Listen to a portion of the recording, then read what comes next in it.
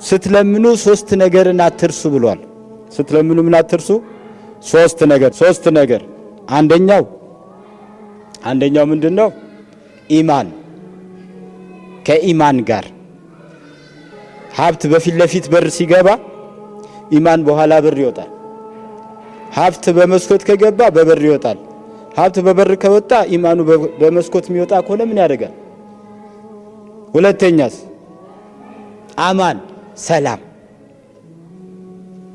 ሀብት ንብረት ይዘ ከራስ ሰላም የለ፣ ከቤተሰብ ሰላም የለ፣ ውጭ ለፍተህ ተሯሩጠ ስትገባ ቤት የሚያሳርፍ ነገር ከሌለ እንዴት ነው የምትሆነው? የዱንያ ጀሃነም እኮ ነው።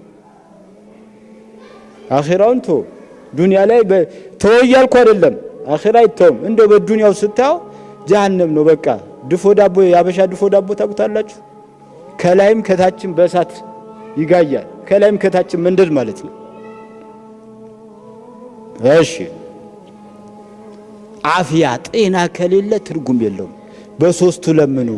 ይሄን ታዲያ ረበና አቲና ፊ ዱንያ ሐሰነተን ወፊል አኺረቲ ሐሰነተን በዚህ ንያ ዱዓ ካደረግን ሁሉንም ያካላል ነው። ስለዚህ በተቻለን መጠን ከአላህ ጋር ያለን ቅርበት ማጠንከር አለብን። የጧትና የማታ ዚክር ያረግን ዱዓ የሚደረጉባቸው ወቅቶች አሉ። በተለይ መቅቡል የሚሆንባቸው የተለዩ ወቅቶች አሉ። ሁሌ እንደምናል አዛንና ኢቃም መሃል